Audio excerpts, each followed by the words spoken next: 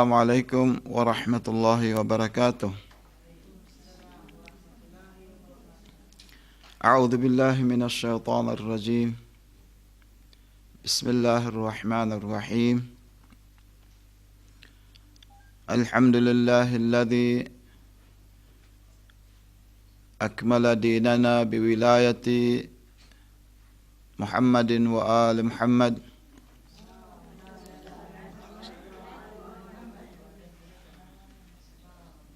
والصلاة الكاملة على حبيب العالمين أبي القاسم محمد وعلى آله الطيبين الطاهرين. اللهم صل على محمد وآل محمد. واللعنة الدائمة على أعدائهم من الآن إلى قيام يوم الدين. Merong tanong at meron ding tumawag sa akin galing sa labas na bakit daw yung mga followers ng Ahlul Bayt ay mahilig. Ang term doon is mahilig. Mahilig daw sa pagsasalawat sa Rasulullah. At kung magsalawat daw sa Rasulullah, ang karamihan ay matataas ang tinig, matataas ang boses. Bakit daw anong kahalagaan ng salawat na sa kaalaman ng mga followers ng Ahlul Bayt? So, iwan ko kung sinong tumawag, hindi ko kasi kilala. Kakaunti lang ang kilala ko rito sa inyo, no? So, yun, nag-ano ako sa kanya na sabi ko, mag-attend ka bukas, itong ngayon.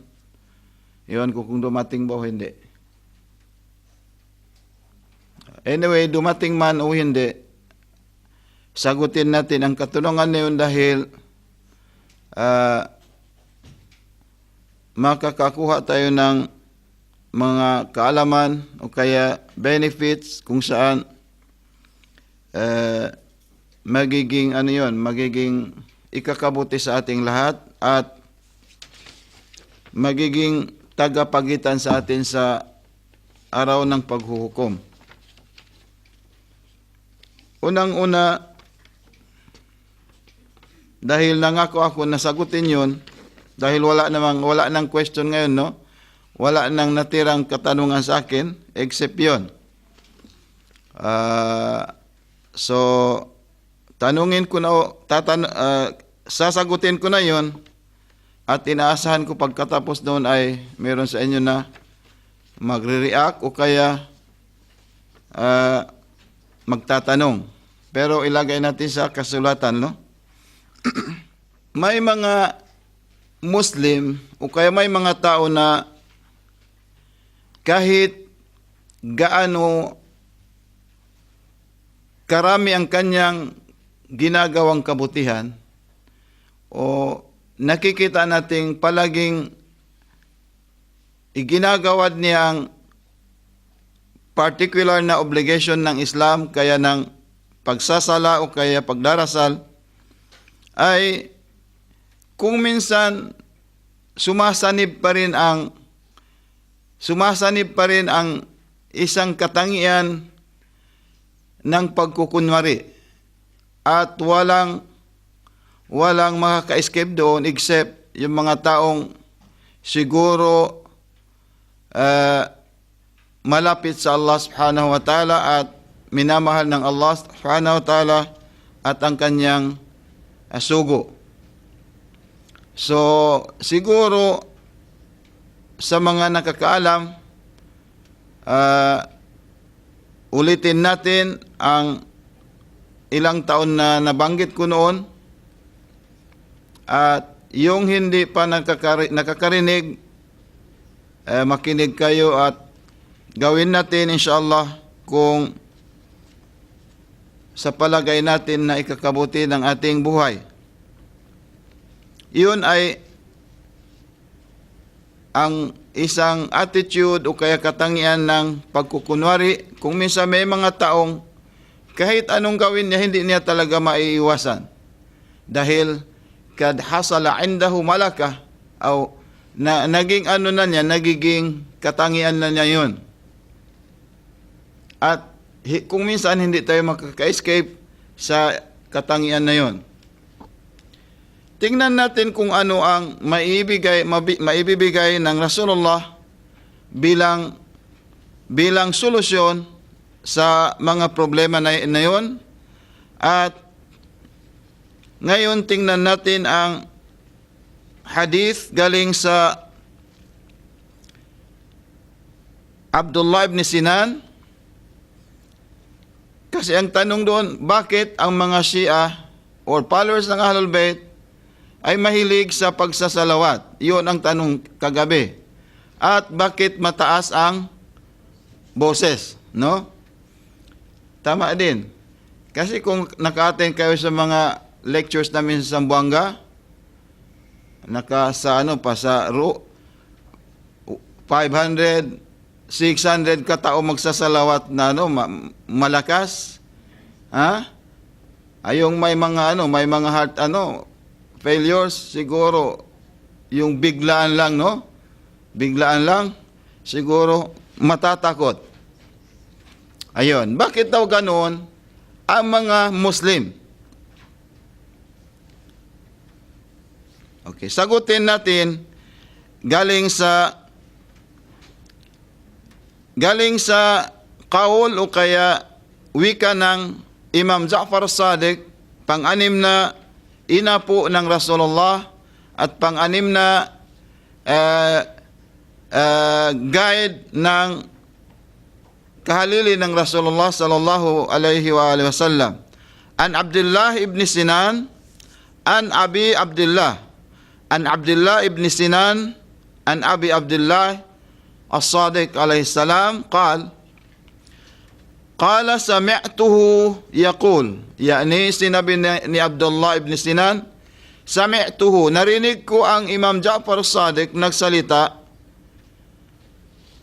sa kaul ng Rasulullah. Qala Rasulullah, irfa'u aswatakum bis salati alayya fa innaha tadhhabu bin nifaq. Sabi ng Rasulullah daw, sa narinig ni Ibn Sinan, sabi niya, irfa'u aswatakum. Hindi yung patago. No, hindi yung patago. Kung magsalawat kayo, sabi niya, irfa'u. Yani, itataas ninyo ang inyong boses, bis salati alayya. Kung magsalawat kayo sa akin, sabi ng Rasulullah, bakit? Ano ang importansya ng palakasin ang pagsalawat? Gaya ng ginagawa ng mga, kuminsan karamihan mga Iranian. Pare-pareho, hindi lang sa Iran, no? Mag-attend ka sa Makkah, mag-attend ka sa London, sa Amerika. Ganon talaga ang mga Iranian o mga Arab. Pero ang Pilipino, parang natatakot eh. Di ba? Yun. So, siguro, ma-adjust natin sa araw na ito, no? Sabi ng Rasulullah, bakit dapat mataas? Fa'innaha, yani fa'inna as-salah, yani dahil sabi niya, katiyakan na ang salawat na yun, yung salla ala Rasulullah, ano ang magagawa niya? Tadhabu bin nifaq, magiging dahilan, makakaalis yun ng yung pagkukunwari, yung katangiang pagkukunwari ng isang tao. So, kung magiging maayos, hindi maayos, maayos, yani hopeless na siya, hindi niya maalis-alis yung yung katangian na yun. Paramihin niya ang pagsalawat at medyo bigyan niya ng boses. So isa yun sa sinabi ng Rasulullah kung saan fadlu salati ala nabi, yani benefits o kaya yung kabutihan na makukuha natin sa pagsalawat sa Rasulullah. Yun ang isa. Pangalawa, an Abi Basir, an Abi Abdullah alayhi salam, qal, idha dhukira an-nabiyyu, idza dhukira an-nabiyyu, sabi ni Abi Basir, galing sa Imam Ja'far Sadiq alayhi salam, pang-anim na imam ng Ahlul Bayt, sabi niya, kung dhukiran nabi, mababanggit ang pangalan ng nabi. Nabi, hindi ko mabanggitin dahil baka magsalawat kayo lahat na malakas. Mamaya na. Kung mababanggit ang pangalan ng nabi, anong gagawin natin? Fakthiru salata alayhi. Paramihin ninyo ang pagsalawat sa kanya. Alayhi, ala Rasulullah. Bakit yun? فَإِنَّهَا مَنْ صَلَّ عَلَى النَّبِيِّ salatan wahida. Dahil kung makapagsalawat isang beses lang, makapagsalawat tayo ng isang beses lang sa Rasulullah, sallallahu alayhi alfu salatin fi alfi malaikati. Fi alfi sapin minal malaika. Sabi ng Rasulullah, kasi kung magsalawat kayo sa akin ng isang beses lang, Allah subhanahu wa ta'ala ang magbibigay ng salawat na yun. Magsalawat ang Allah subhanahu wa ta'ala. Kanino? Magsalawat ang Allah ta'ala sa Rasulullah. Alpu salatin, 1,000 salawat, salawat, fi alfi sappin minal malaika. Yani, magsasalawat ang malaikat doon sa 1,000 malaika. 1,000 times 1,000. 1,000 times 1,000. Ilan yun? 1 million. 1 million, no?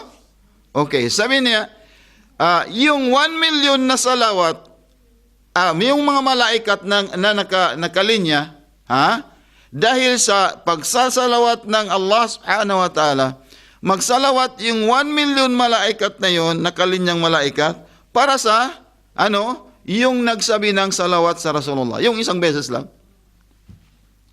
Isang beses. Okay?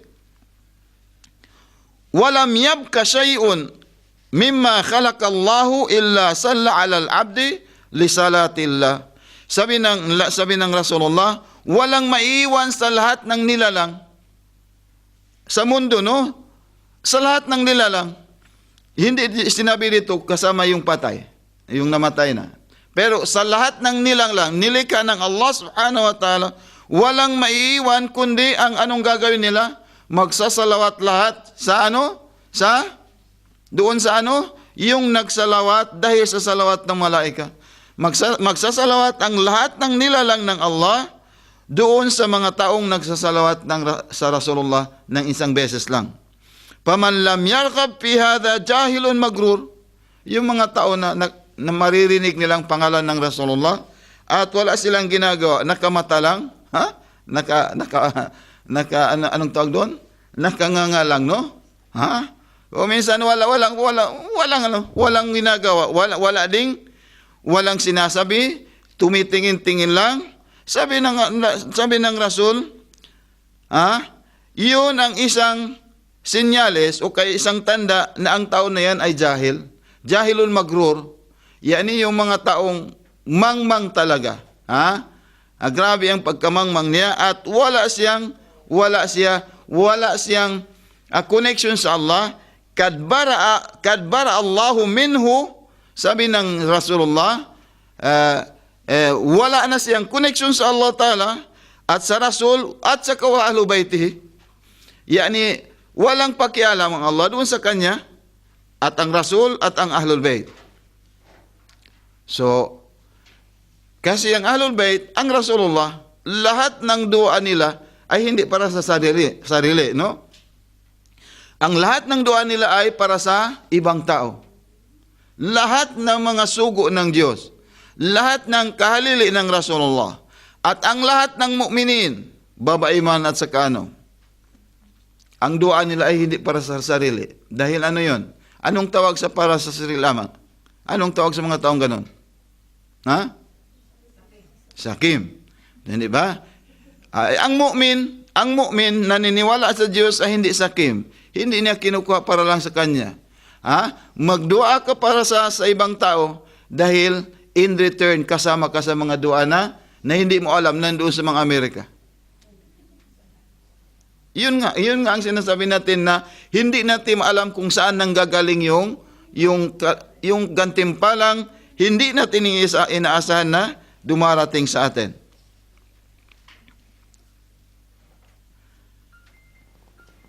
Yung sinabi natin kanina, yun ang sinasabi natin na hindi maalis sa kanya ang nifaq, yung katangian ng isang taong nagkukunwari palagi.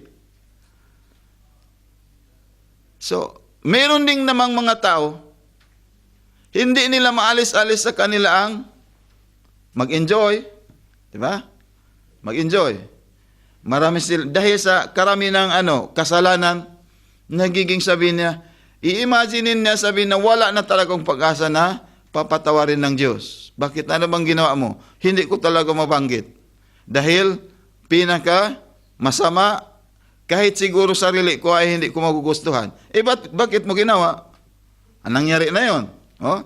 Yung mga tao dahil sa karamihan ng kanilang dhunob, kanilang kasalanan, ay nawawalan ng pag-asa sa kapatawaran ng Allah subhanahu wa ta'ala. Kaannahu, hindi nila alam ang Allah ta'ala, arhamu, arrahimin. Siya ang palaging nagpapatawad sa mga kanyang alagad, sa mga kanyang nilalang. Pero makatagpo ka talaga ng mga taong ganun ang kanilang pakiramdam. So ano ang sabi ng Imam Ridha alayhi salam? Sabi ng Imam Ridha alayhi salam, anil Hasan ibn Faddal, anil Imam Ridha alayhi salam, yani Ali ibn Musa Ridha, yung pang-anim na, pang-walong kahalili ng Rasulullah, inapo ng Rasulullah, na ang kubur niya, ang kanyang shrine ay matatagpuan saan? Sinabi niyo kanina? Sa Mashhad. Mashhadu Ash-Sharif. Nandoon ang shrine ng Imam Ridha. Sabi ng Imam Ridha alayhi salam, man lam yaqdir ala man yukaffira bihi dhunubahu falyakthur min as-salati ala Muhammadin wa ali Muhammad. Allahumma salli ala Muhammad wa ali Muhammad wa ajjil farajahum. So meron na kayong nasa Central Bank, no? Nakuha na natin kanina. Okay. Sabi ng Imam Ridha, kung sino man sa atin na hindi nila na makakaya ng mag-escape o kaya makawala sa kasalanan na kanilang ginawa at nawawala na sila ng pag-asa. Paman lam yaktir ala ma yukaffir bihi dhunubahu, sabi niya, yung mga taong na hindi nila na maalis-alis sa kanila ang kasalanan dahil sa karami, falyakthur. Ano ang recommendation ng Imam Ridha? Paramihin mo ang pagsalawat sa Rasulullah. Paramihin natin. Dahil sabi ng Rasulullah, fa innaha tahdimu dhunuba hadma. Dahil yung salawat natin sa Rasulullah ay magiging dahilan, madidestroy. Tahdim, anong hadama? Madidestroy, no? Mawawala, masisira lahat ang ating kasalanan, walam yabka dhurratan wahida. Walang maiwan sa atin na kasalanan. Kahit isang kusing, yung maliit na just an atom, parang isang maliit na mawawala yun lahat. Sa pamamagitan at benefits, virtues ng salawat sa Rasulullah, ay mawawala ang lahat ng kasalanan ng taong parating nagsasalawat sa Kanya. Sa totoo, may mga taong ginawa nilang tarika, ginawa nilang isang practice, isang gabi, sometimes sa Jum'ah, mag-iipon-ipon sila at wala silang ginagawa, salawat lang. 100 times, 1,000 tapos, tapos alis sila. Yun lang, walang ibang dua na anong tawag doon, na mahaba na binabasa, no? Yan din ang dahilan kung bakit sa sambahayan, sa pagdarasal natin, no? yung basahin sa Subhana Rabbiyal Azim wa bihamdi sa pagyuko, no? Pagyuko. Subhana Rabbiyal Azim wa bihamdi, kuan yun, no? Yun ang zikrul wajib sa ruko. Isang beses ay ano? Pangalawang beses, pangatlong beses pwede. Ano? Pangalawang beses, tatlong beses pwede rin. Panglimang beses pwede rin. Subhana Rabbiyal Azim wa bihamdihi. Pwede yun. 7 times pwede. Kung gustuhin mo. Kung gusto mo pang, ano yan, dagdagan, pwede mong idagdag yung Subhanallah, Subhanallah, Subhanallah. Sunnat din yun, recommended. Kaya kung sumasabay kayo sa pagdarasal natin, no? Maririnig din nyo sa akin, yung pagkatapos ng Subhana Rabbiyal Azim wa bihamdi, dinadagdag ko ang Subhanallah, Subhanallah, Subhanallah. Okay? Sunnat yun. Mas marami ang yung thawab, yung gantimpala. Pero alam ba ninyo kung ano ang abdal? Ha? Ang abdal? Ha? Ang abdal, sabi niya na pinaka-abdal ay yung banggitin mo pagkatapos ng Subhana Rabbiyal Azim wa bihamdi, ang salla ala Muhammad wa ala Muhammad. Allahumma salli ala Muhammad wa ala Muhammad wa ajjal farajah. Gaya rin ng isang sahabat ng Imam Ja'far as-Sadiq. Sabi niya, pumunta ako sa isang grupo daw, maraming nakaupo. Akala daw niya na nagle-lecture o ano-ano ang matatagpuan doon sa loob ng bahay. Pumasok, nagsalam, pumasok. Nang nandoon na siya, wala siyang natagpuan except ang lahat ng nandoon na kaupo ay walang ginagawa kundi ang pagjikir sa pangalan ng Rasul at sa Ahlul Bayt. Sabi niya, wala akong natagpuan na iba. Sabi ng Imam Ja'far Sadiq, sa lahat ng yung pag-ipon-ipon na inaatinan ng lahat, wala ng pinaka-abdal, pinakamabuting majlis, kundi yung mababanggit ang pangalan ng Rasul at saka Ahlul Bayt niya. So yun, akala natin isang ordinaryong zikir lang ang salawat. Ordinaryo. So kung gusto natin, kagaya ng isang last Friday, sabi na, Sheikh, gusto ko na mag-Muslim. Sabi ko, alhamdulillah, ngayon magsadat ka na. Sabi niya, meron ba akong meron ako, alam mo kasi, marami siyang alam mo kasi, mahilig ako sa kuang kasiyahan. Sabi ko, anong kasiyahan? Anong klaseng kasiyahan? Sabi niya, yung may mga American, daw, diyan, mga kaibigan niya, Pinay, iniimbita siya at, alam mo na, kung nandun sa mga Amerikanong ang disco or anuman, kasiyahan. Sabi ko, pwede rin sa Islam. Sabi niya, pwede. Sabi ko, makinig ka. Sabi ko, makinig ka. Sabi niya, paano yun? Sabi ko, naisip mo ba mamatay ko bukas? Sabi niya, oo. Sabi ko, okay. Naisip mo ba, sabi ko na, halimbawa, kung nandoon ka sa na yun, baka darating yung kaibigan mo? Sabi niya, yung kaibigan ko.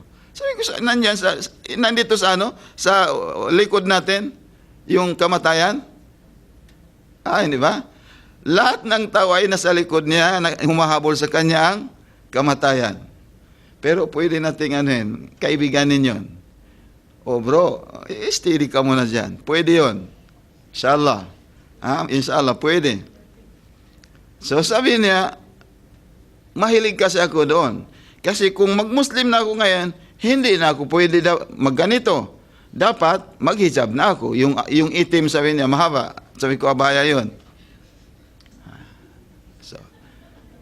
Diba? So, yung tao nung kasama na dito, yung hindi niya maalis sa kanya ang kanyang yung layaw, no? Yung attitude. Layaw, no? Yung attitude na kung saan yung magdadala sa kanya sa kapahamakan. Paramihin mo na ang pagsalawat sa Rasulullah.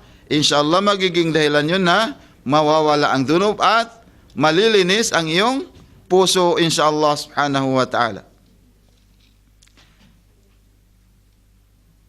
Bakit yun? Tingnan mo ang sinabi ng Rasulullah. Sabi ng Rasulullah sa kitab al-khisal. Sabi niya, ikthiru salata alayya. Paramihin ninyo ang pagsalawat sa akin, sabi ng Rasulullah. Fa inna salata alayya, dahil ang salawat sa Rasulullah, ano ang katumbas noon? Nurun fil qalb. See? Nurun fil qalb. Yani maghuhugas yun ng yung sauda. Anong sauda? Yung itim na yugatti alal qalb. Yugatti al qalb. Yani yung nako-cover sa yung natin, na puso natin, na nakukubilan ng itim na yon dahil sa pagnana sa mundo, sa mga ganong kasiyahan. Anong maghugas? Yung salawat na yun. Fa inna salata, nurun fil qalb. Magiging liwanag yun. Yung magiging nur, maghugas yun ng sauda fil qalb. At sabi niya, nurun fil qabri. Magiging yun? Nur din o kaya liwanag din sa loob ng cemetery. Anong cemetery? Ano yan? Puntod. Kasi yung mga matatanda, iwan ko sa inyo, doon sa amin sa Sulu, kung may namatay, may nag-assign na 2 or 3 or 4, at dinadalhan doon ng kandila. Dinadalhan pa ng yung lamp na nilalagay doon sa unahan ng puntod. Bakit? Sabi ko sa yung tatay ko, bakit ganyan? Sabi niya, at least para maliwanag daw doon sa kubo na yon. Kasi, yung sa puntod na yon. So, kung gusto natin na may ilaw doon sa loob mismo ng puntod natin, hindi sa taas, doon sa loob, dapat marami ang salawat natin sa Rasulullah. Wa nurun ala sirat. At magiging nur din, liwanag din yun saan? Sa kung mag-crossover na tayo saan? Sa Siratul Mustaqim. Na ang doon ay yung isang buhok ng isang babae, i-divide pa yun ng hanggat sa 7, magiging 7 yon. Maliit na talaga, hindi ko talagang makikita. Dapat maggamit ka ng yung salamin na malaki, yun ang gamitin natin. Saka natin makikita. Ganoong kaliit ang yung bridge na yon.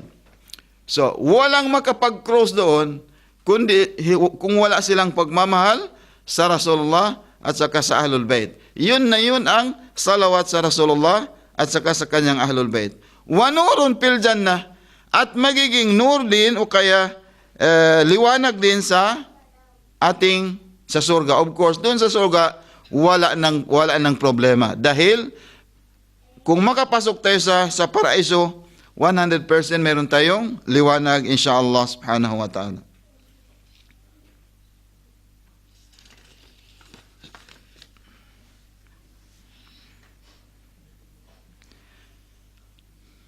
At saka sinabi ng Imam Bakir alayhis salam, yung panglimang imam ng Ahlul Bayt,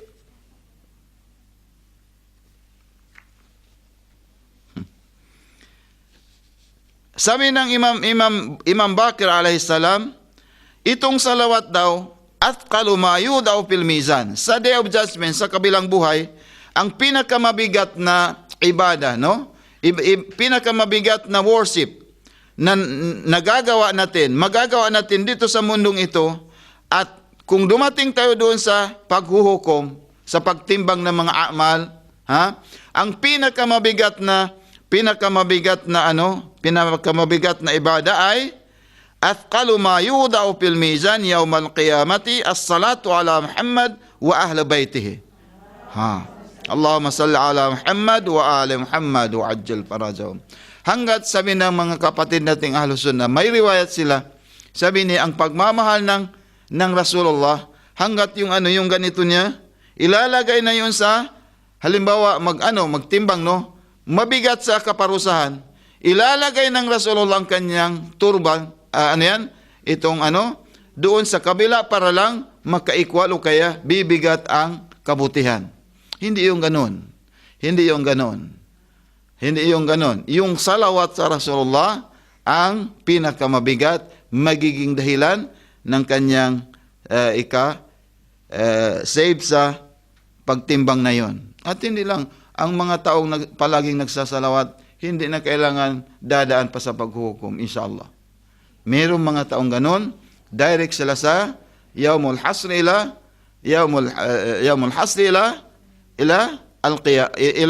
al-jannah. Kasi mayroon naka-guard sa kanila na pagkatapos doon sa kubor, sa puntod ay diretso sila sa kanilang surga o kaya paraiso. Yun ang applyan natin lahat, inshallah.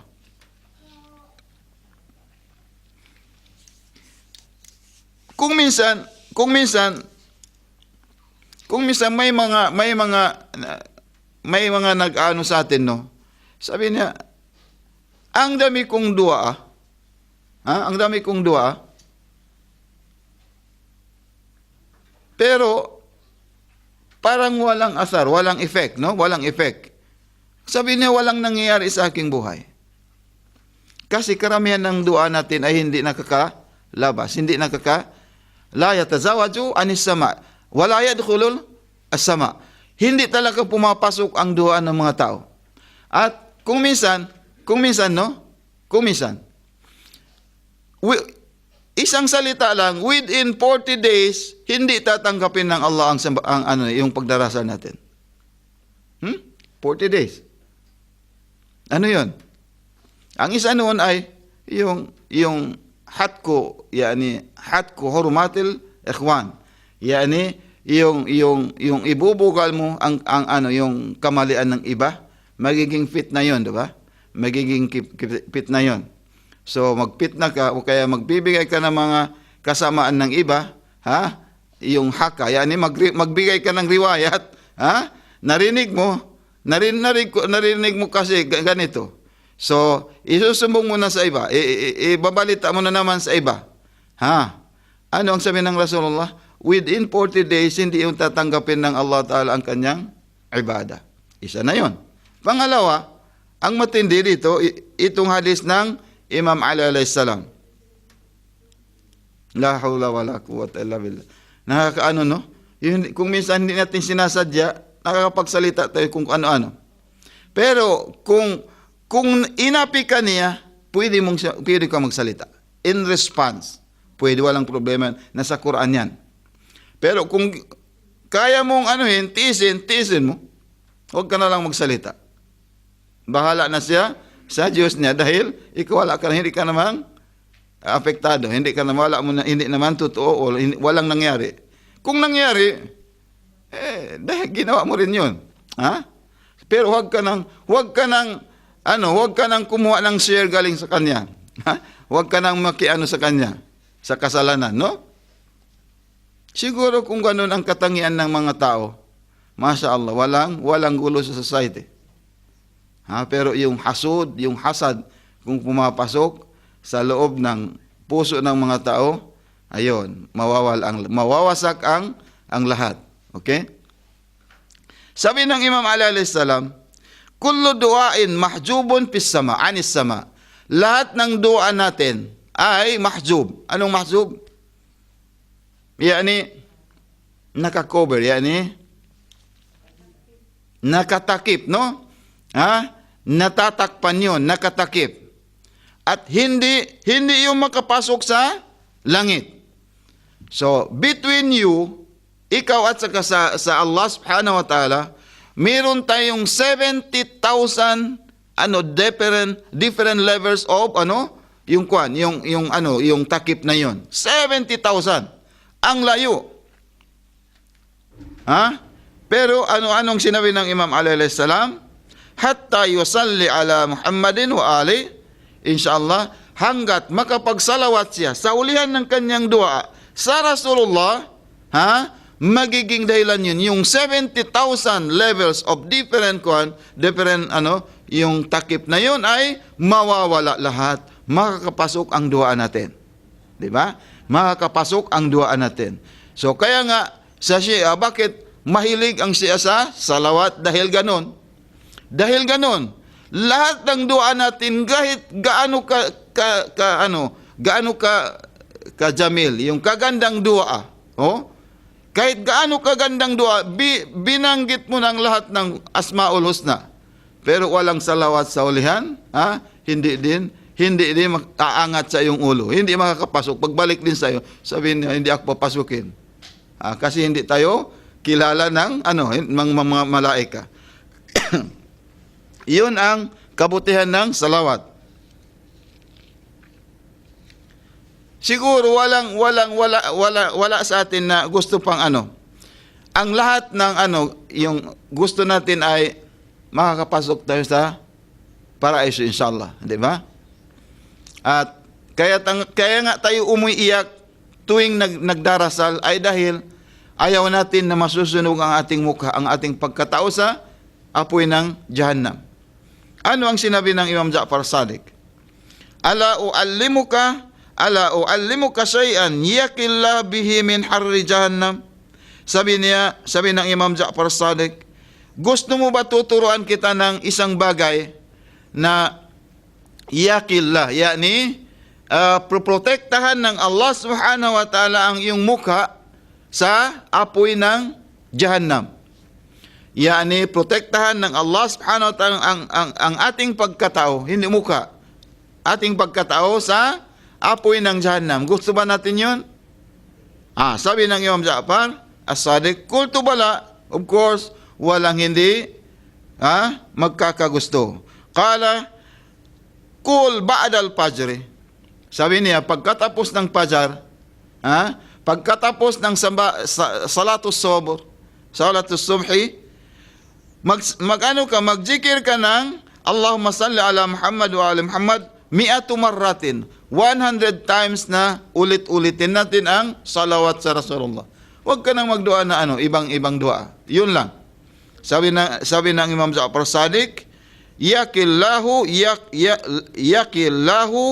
bihi wajhaka min harri Jahannam.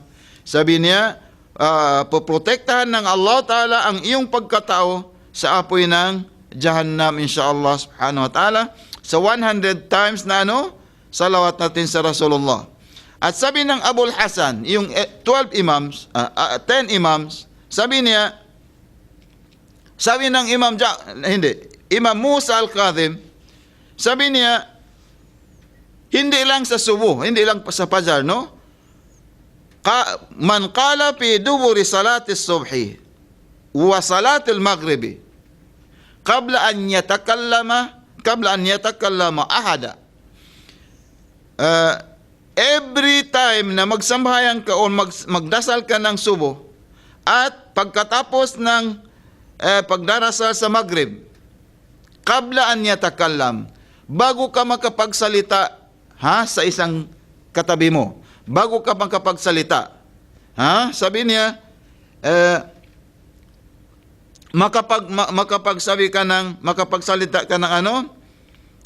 makapagsabi ka ng Inna Allah wa malaikatahu yusalluna 'alan nabi ya ayyuhalladhina amanu sallu 'alaihi wa sallimu taslima. Tapos Allahumma salli ala Muhammad wa dhurriyyatuhu. Sabi niya, qadallahu mi'atu hajatin. Ibibigay sa iyo ng Allah subhanahu wa ta'ala ang 100 yung kakailangan natin. Kailangan natin. 70 fid dunya wa 30 fil akhirah. 70 hajat or pangailangan natin, ibibigay ng Diyos dito sa dunya, dito sa mundo. 70 iba't ibang pangailangan ng isang tao. At wa 30 fil akhirah. Anong gusto mo doon sa akhirat? Gusto kong gusto mong mamamagitan sa mga parents mo, sa mga kaibigan mo. 30 different wishes. Yung gusto mo sa Allah, maghingi ka na. Ibibigay yun ng Allah subhanahu wa ta'ala. So 100. Pagkatapos ng Maghrib, huwag ka na magsalita. Magsalawat ka lang sa Rasulullah wa dhurriyyatihi, yani Allahumma salli ala Muhammad wa ala Muhammad. Yun, makukuha natin ang 100 na wishes galing sa Allah Ta'ala at ibibigay niya ang gusto natin. Kayo na ang magpili kung anong gusto natin dito. 70 ha? 70 dito sa mundo. Ikaw nang pumili. Ha? Kung piliin mo sa walang kabuluhan, ikaw din. Ha? Kasi ikaw ang may gusto. So yun. Alam ba natin kung ito ang last? Sabi ng Rasulullah, kung makapagsalawat tayo lang isang beses lang, lam yabka min dhunubihi durratan. Walang maiiwan sa lahat ng dunub natin, ng kasalanan natin, kahit isang kusing na, nabanggit ko na yung kanina, pero sabi niya, ang zikir na yun ay ibadat. Ang zikir sa Imam Ali alayhis salam, ibadat din, worship din, at ang zikir sa A'immatu Ahlul Bait ay magiging magiging isang pagsamba rin, isang worship din. Ang lahat ng yun ay kabutihan o kaya yung virtues na makukuha nating benefits sa pagsasalawat sa Rasulullah sallallahu alaihi wasallam. Ano kaya ang dahilan? Allahumma salli ala Muhammad wa ala Muhammad. Ano kaya ang dahilan? Ha? Ano kaya ang dahilan? Bakit binigyan talaga ng Allah Ta'ala ng ganong yung martabat, no? Yung karamat, yung honor ang Rasulullah at saka ang kanyang Bakit 'yon? Ha? Ano kaya? Dahil unang-una Rasulullah ang unang-unang ginawa ng Allah Ta'ala at ang source ng lahat ng nur natin. Ang source din ng lahat ng grasya ay binigay ng Allah Subhanahu wa Ta'ala ay para sa pangalan ng Rasulullah at sa kanyang Ahlul Bait. Walang iba. Pangalawa, dahil ang sekreto doon na kahit wala pang gawain na mismo Allah Subhanahu wa Ta'ala ang gagawa. Aqimis sala wa atuz zakah. Ha? Itayo niyo ang pagdarasal at ibigay niyo sadaka. Ibigay niyo ang khums, pumunta kayo sa paghaji, sa pagziyarat sa Makkah kung may pera kayo, magbigay kayo worship, magrespeto kayo sa mga parents ninyo, sa kapitbahay, sa kaibigan. Ang lahat 'yun ay commands yun galing sa Allah Subhanahu wa Ta'ala ipagawa sa atin. Pero isang bagay lamang na Allah Subhanahu wa Ta'ala mismo ang gagawa.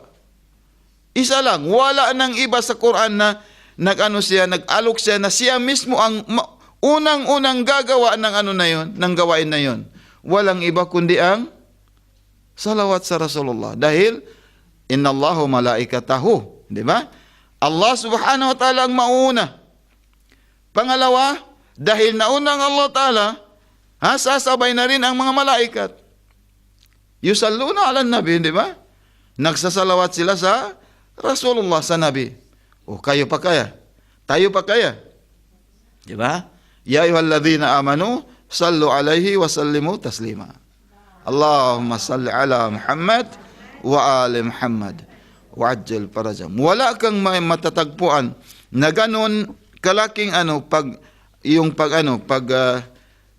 pag-praise ng Allah Subhanahu wa Ta'ala sa isang nilikha except sa Rasulullah at sa Ahlul Bait. Bakit kasama ang Ahlul Bait? Wa ali Muhammad. Bakit kasama 'yon? Dahil ang status ng Rasulullah at sa Ahlul Bait ay iisa lamang. Iisa lamang except ang Nabi Muhammad ay nabi, ang mga Ahlul Bait ay bilang kahalili ng Rasulullah. Hindi ba?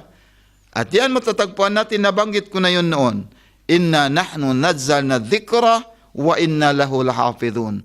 Ang protector ng Islam ay ang Ahlul Bait ng Rasulullah. Inna Allah a'lamu haythu yaj'al risalatahu. Alam ng Allah Subhanahu wa Ta'ala kung saan niya ibibigay ang message, ang mensahe. Hindi niya ibibigay sa mga tao kahit marunong, pero may itim sa loob ng puso, hindi niya ibibigay. Hindi niya ipagkakaloob. Ipagkaloob niya ang Islam sa mga taong piling-pili, dahil sa sabar, dahil matiyaga, dahil yakin sa ayat ng Allah subhanahu wa ta'ala, wala silang inasinusuhay, at yun walang iba kundi ang mga aimatul athar.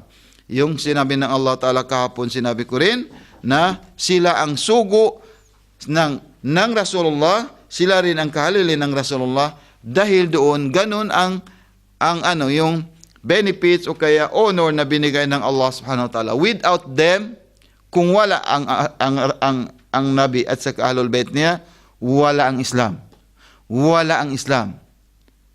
Yan din ang dahilan kung bakit mayroon pang Rasulullah na pumalit sa Nabiullah Isa. Dahil mismo ang kanyang ang kanyang mga ansar, ang kanyang mga kahalili ang kanyang mga tauhan ay hindi naniwala sa kanya, except yung 12. Except yung 12. Iniba yung batas ng Diyos.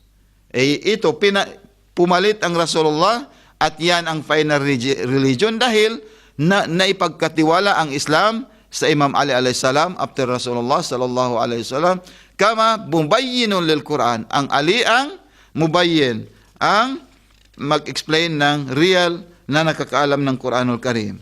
So dahil doon, magpasalamat tayo sa Allah Ta'ala na alhamdulillah Rabbil Alamin, nagiging followers tayo ng Ahlul Bayt.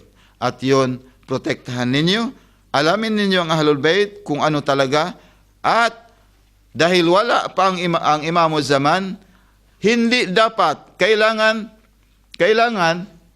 tayong lahat, meron tayong mga mujtahid na sinasamahan, no? Kailangan mayroon tayong pinipiling mujtahid na sasamahan ngayon. Dahil yung qualified ulama na sinabi ko kahapon, dapat meron tayong sinasamahan. Hindi basta-basta na magbabasa lang tayo kung saan-saan natin kinukuha ang ilmo. Dapat susundin natin ang Furu'uddin, ang basic ng Islam sa mga mujtahid na sinasamahan natin. At sila ang bahala sa ginagawa natin. Kung tama man, alhamdulillah. Kung hindi, sila ang sasagot sa kasalanan na yon. Sa panahon ng Imamul Zaman ngayon, dapat meron tayong mujtahid. So, kung meron kayong follow-up question, mamaya inshallah mag-question kayo. Una, pangalawang katanungan.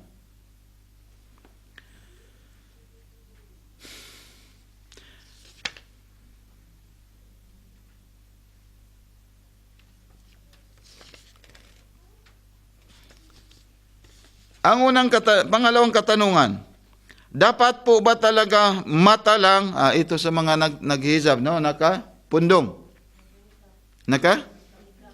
Nakanikab. Sabi niya, dapat po ba talaga mata lang ang walang cover sa babae? Walang cover sa babae? Mata lang. Ibig sabihin doon, dapat ba ang babae nakanikab lahat? Ganun man yun, di ba? Sinong pumunta kanina sa akin? Ginaganyan. Nag-start siya. Nag-start. Ganun man yun. Ganun, yung ganyan lang. Huwag na lang ganun. Iyan, lang. Oo. Naging controversial issues doon sa Pilar College ng Zamboanga City.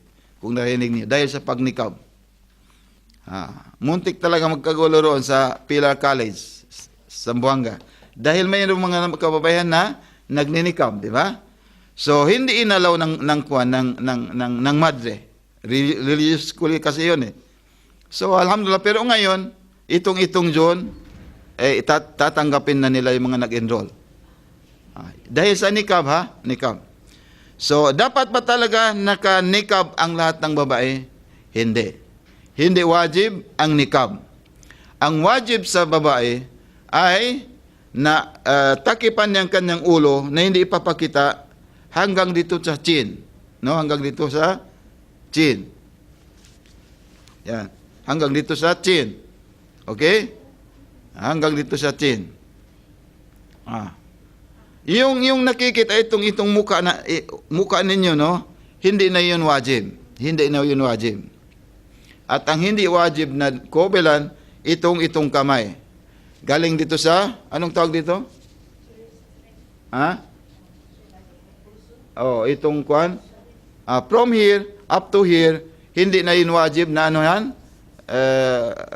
takpan. Pero dapat mayroong sa loob na kuan. Yung ano, yung parang sak, anong tawag doon? Oh, nilalagay para kung magganyan ka hindi nakikita ito. Kasi kung nakikita ito, no, itong kuan haram ito, magiging haram. So, kaya nga hindi natin alam, akala natin hindi tayo gumagawa ng kasalanan. Yun pala, without our pag ganun mo nakita itong haram na yun. So, isang haram, isang kasalanan. Okay? Yan, dapat. At saka yung paa, hindi din kailangan na takpan. Yani yung medyas. Hindi wajib na lagyan ng medyas. Isa 'yon. Pero ihtiyat yani precaution lang, no. Kung gusto mo lagyan mo na lang ng gloves at saka magmedyas ka. Lalong-lalo na kung may mga taong nakamata sa iyo, nakatingin sa iyo, mga third person, mga kalalakihan. Yung mamaya. Yung naman, yung paglagay ng niqab. Ano 'yon? Yun, ang ibang grupo, sabi nila mustahab 'yon. Ang iba naman hindi, sabi nila 'yon dahil natin, baka makita ng ibang tao, ma-attract sa muka ng isang babae, magiging makasalanan 'yon. Pero saraan, wajib ba 'yun? Hindi wajib. Ano 'yon? Anong follow-up question? Ayun po tungkol sa tingla po. Okay? Hanggang saan po sa paa ang pwedeng hindi cover? Kasi ito po, pag nagpupunto tayo, pa natin hanggang doon. Ngayon, sabi niyo po, kahit hindi cover yung paa. Hanggang saan po ang portion na pwedeng hindi cover? Anong tawag dito sa kwan? Also po. Dito, yung dito. Bakit po sa hajj pag pupunta tayo, kailangan nakamedyas? Nakamedyas. Hindi pwede na hindi nakamedyas. Hindi yun shar. Hindi yung condition na para sa hindi yung condition. Ihtiyat yun. Precautionary. Haram kung hindi. Wala. Bakit po sabi ng Rasulullah sa isang babae, peace be upon him and his family, na nagdadal daw siya, na she will do zina. Dahil nakuha niya yung hajjat niya, nagkamiliyata siya. Tapos ang sabi ng Rasulullah, peace be upon him and his family, maglakad ka doon sa harap ng mga lalaki ng walang medyas. I'm sorry, hindi ko po masyadong kabisado, pero clarification lang. Yun nga, kaya nga, sabi ng Shar'an, ihtiyat, yani precaution, dahil siguro sa kagandahan ng naaalid. Kasi may mga taong ganyan makakita lang, hindi gaya sa atin, yung mga karamihan, no? Kasi bihira siya nakakita ng babae. Nakakita ng babae. Alam mo yung mga bilu? Nakakita lang siya ng yon. O nakita na dumaan ang isang babae na ganon. Walang medyas. So, iba ang nasa kanyang pag-iisip. Pero wajib saran, hindi. Wala yun sa situational yung pagsabi ng Rasulullah sallallahu alaihi wa sallam. So check po, sa pag-prayer po, pwede nakalitaw yung paa. Sa prayer po, pwede nakalitaw yung paa. Kung yun nga ihtiyat din na dapat naka may cover. Bakit? Dahil kaya nga ang babae kung magdarasal dapat walang makakita sa kanya ibang tao na lalaki. Dahil sa pagsujud, umaangat yung natin, di ba? Umaangat.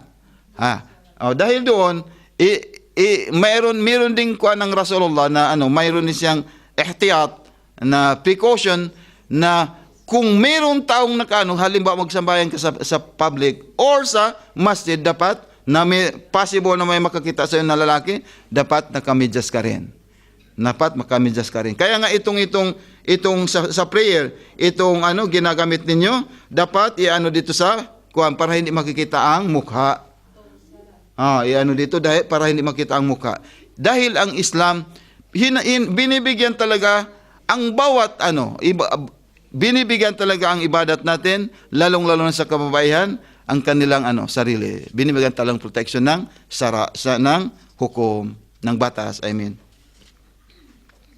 So sa bahay po, check na. For example, nag-work po ang isang sister sa isang bahay. Oo. Kailangan pa siyang magmedyas o hindi po? Yung mga lalaki doon, yung papa, yung mga anak na malalaki. So, kailangan doon kung halimbawa hindi niya maiwasan yung pajama, anong pajama ba 'yon? Kung minsan tumataas, nakikita ang kanyang yung dito pataas. Hindi yung maiwasan natin at kahit tingnan ninyo, wala namang pajama na baka maapakan mo. Ha? Maapakan mo, maano ka, mata, yan? Anong tawag doon? Madapa. So, ang mas maganda na kamedyas.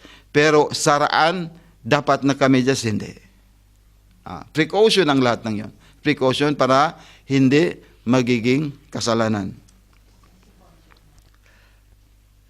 Kasama ba ang paa sa dapat takpan na nandito? Nandun, answered na.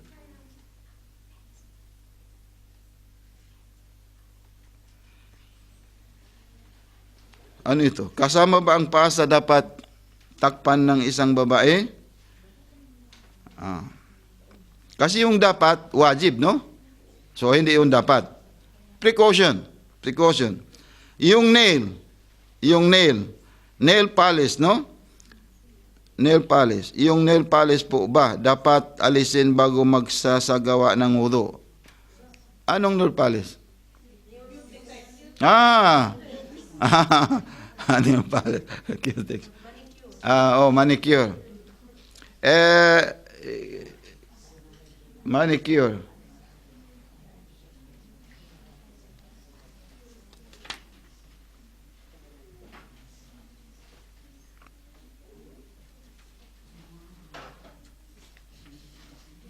Yung manicure, no?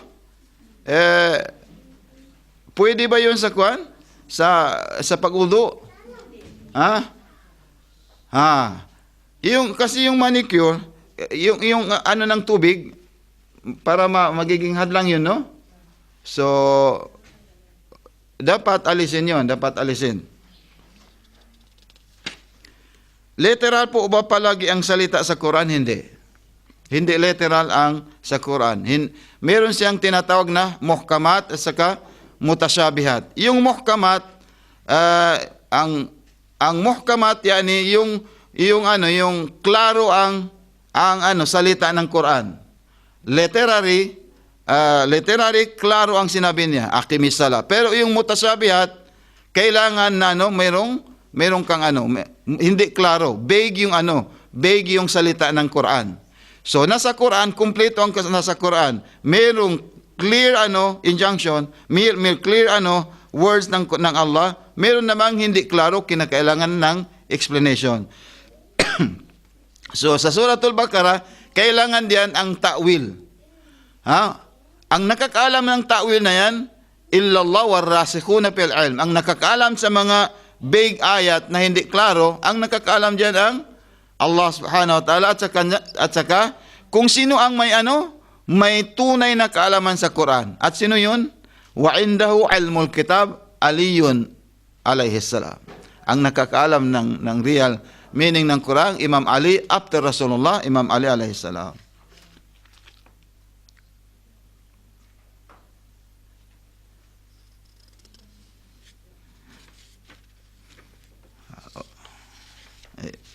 Pagpaliban na lang natin ito, no?